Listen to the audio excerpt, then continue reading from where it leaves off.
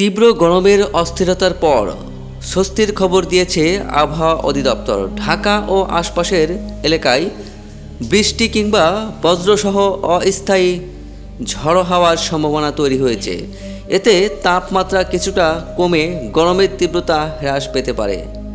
রোববার ২৬ এপ্রিল সকালে আবহাওয়া অধিদপ্তরের ঝড় সতর্কীকরণ কেন্দ্র থেকে প্রকাশিত পূর্বাভাসে জানানো হয়, সকাল ৭টা থেকে পরবর্তী ৬ ঘন্টায় ঢাকার আকাশ আংশিক মেঘলা থেকে কখনো অস্থায়ীভাবে মেঘাচ্ছন্ন থাকতে পারে।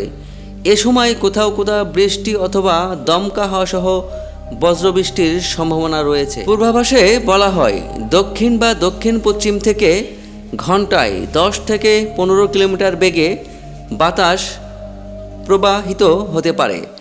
একই সঙ্গে দিনের তাপমাত্রা সামান্য কমতে পারে বলে জানিয়েছে সংস্থাটি।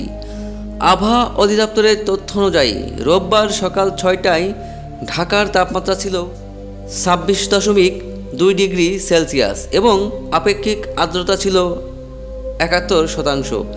শনিবার রাজধানীতে সর্বোচ্চ তাপমাত্রা ছিল ৩৬.৫ ডিগ্রি সেলসিয়াস, আর আজকের সর্বনিম্ন তাপমাত্রা রেকর্ড করা হয়েছে ২৬.১ ডিগ্রি সেলসিয়াস। গত ২৪ ঘন্টায় কোনো বৃষ্টিপাত হয়নি। সারা দেশের পূর্বাভাসে বলা হয়েছে, রংপুর, ঢাকা, ময়মনসিংহ ও সিলেট বিভাগের কিছু কিছু স্থানে এবং রাজশাহী, খুলনা, বরিশাল ও চট্টগ্রাম বিভাগের দু-এক জায়গায় দমকা বা ঝড়ো হাওয়া সহ বৃষ্টি কিংবা বজ্রবৃষ্টির সম্ভাবনা রয়েছে। কোথাও কোথাও মাঝারি থেকে ভারী বর্ষণও হতে পারে। পাশাপাশি সারা দেশে দিন ও রাতের তাপমাত্রা কিছুটা কমতে পারে বলেও জানানো হয়েছে।